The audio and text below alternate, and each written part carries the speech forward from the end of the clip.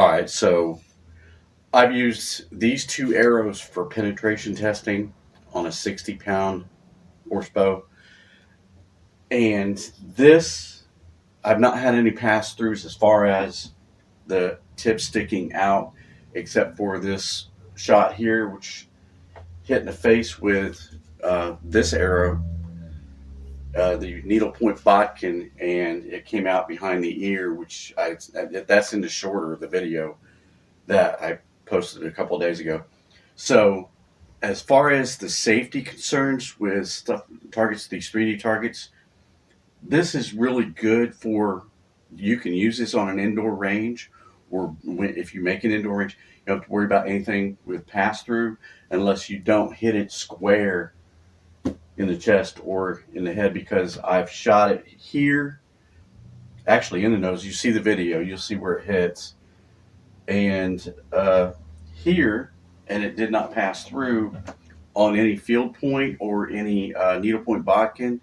I only fired this one time, and these are sharp cutters, and I hone these down when I get them to knock off the burrs and any. So if I run my finger across, it should be smooth.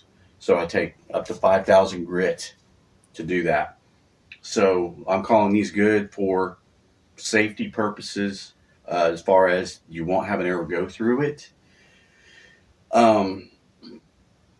Except for the computer chair. If you haven't watched the computer chair video, watch that. That's going to, the older computer chair I have is very robust. It has wood in it that's about so thick. The needlepoint bodkins did poke out the back of those, but there was no pass through. But I used 3 of these. Oh no, correction. 3 of the other ones, I'll have to dig them out later, to go through the $200 plus change computer chair, race car chair, and they went through that one and into the target.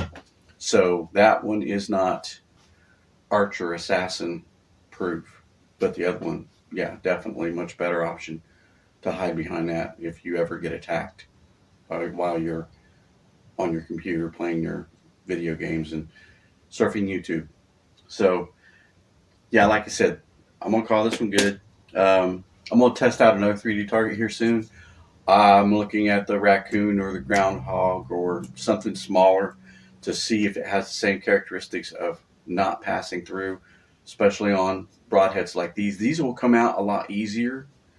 But yeah, this one I had to glue down, because this one actually, when I pulled it out, the insert and head came out, and I had to dig that out with needle nose pliers. But that will happen, with arrows. They vibrate so much when they hit. The shock causes that glue to break loose from the insert and the shaft. The same with the knock, and this is a fast knock with vinyl fletchings, or vanes. So yeah, I mean, that will happen. You'll hit a solid object, and it will vibrate the shaft and cause the knock to pop out. So I've had that happen before, and these come out real good because they're sharp on the backside, and I make sure I hone those down as well, so that way it's a clean pull out if I got to pull it out that way. Normally don't have any issues otherwise with these. Good enough arrows, and I actually file down the back. I screw it in harder or tighter, and file down the back so it's smooth here, and the screw isn't popping out or causing any jagged. And I filed through here as well to smooth that out, so it's not jagged at all. It's actually really smooth going through, so that way it's easy to pull out on targets like these if you wanted to use a broadhead for testing to see if it works, or practice using these, because the flight characteristics are slightly different than field points. So that being said, this is a good enough target for that, and they work. 60 pounds. Now, if you're going to go a heavier bow, then you will have a pass through, or a crossbow, you will have a pass through. It'll actually stick out the back. Now, as far as going all the way through, I very seriously doubt that, because there's a lot of resistance with the fletchings, either vinyl, plastic, or feathers. There should be enough to where it's not going to go through the target completely, pass through. That would be a very, very powerful shot. And yeah, that's a lot of, depending upon what bow you're using or crossbow. Um, Field points if you're going to go heavy. So that way you don't have a complete pass through, even if it's poking out the back a little bit. Which at the present I don't have a heavy enough bow. I will have a much heavier bow here shortly for the channel, and I will look at compound bow, effectiveness to see if there's a pass through on that, because the compound bow does have much more pop, especially when you look at a 50-pound bow and a 60-pound bow.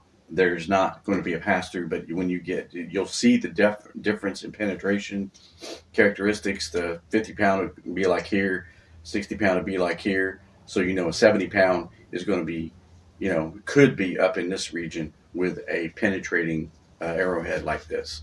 I haven't shot the 300 grain or 205 yet, the big broadheads I have, but I'm going to say that they won't have any effect on this as far as penetration goes. They just make a bigger hole.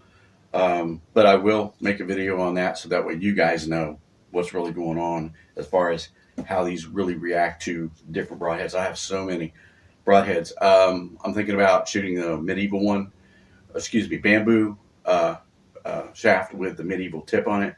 It's a barbed tip, so that'll be, if pulling that out, it's going to be a problem. I know it's going to break. And I'll just have to fish it out with the head out with a needle nose pliers. I always have needle nose pliers and stuff on hand.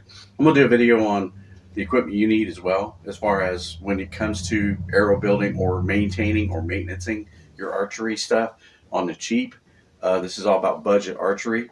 This is only $165 on Amazon. I'll put a link in the description below for you, as well as the heads and the shafts. Well, I made these, so I probably won't be able to put the shafts in there. Yeah, but I'll throw some arrows at you, if you will, so that way you see you can put those on there. These are $290 spine. No, correction. 290. I have to look and see what spine they are. This one might be 500. Yeah, this one might be one of the ones I bought. But this, I made this one. I know I did. I can't remember what spine this is. Was it 290? I'll double check that and I'll put it in the link in the description, because I made this one. This one I can tell I made. This one is a little thicker as far as the thickness of the carbon fiber. Not carbon fiber, but anyway, yeah, these are good arrows. I made them and put the nocks on them and put these vinyl clutching on. We'll try the vinyl, but I now know I prefer, as far as long, I prefer the feathers over vinyl. Somebody just blew their engine. Just kidding. Anyway, I'm going to try some other 3D targets as well, see what the pass through. I know the deer is really good for that, but when you get smaller into the cheaper, budget friendly, or under $100 for, this was just a little over 165.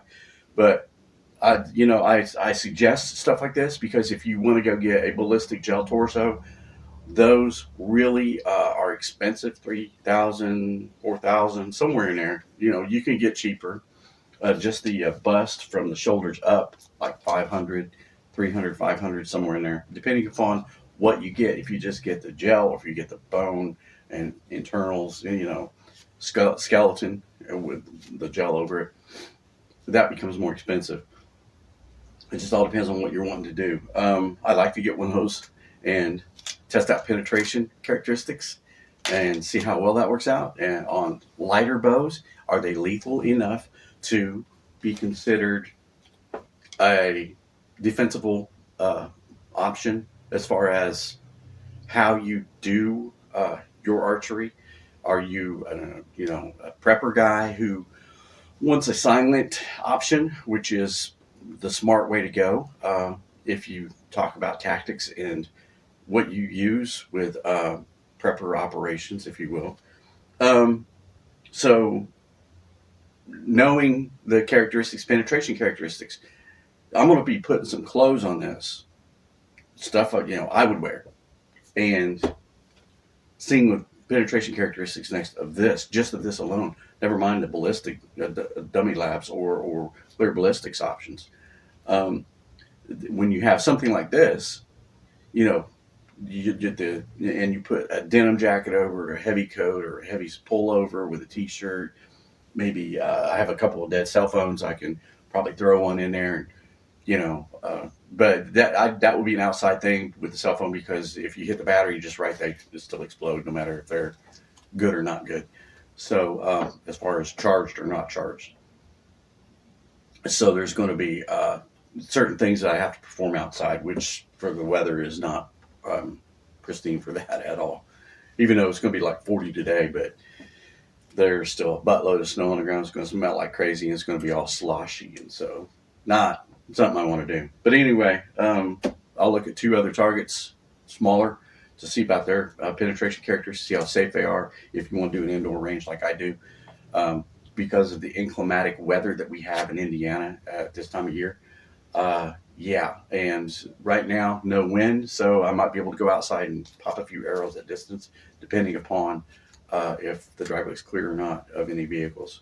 So, that being said, y'all have a good day, stay warm, and enjoy. We'll be back.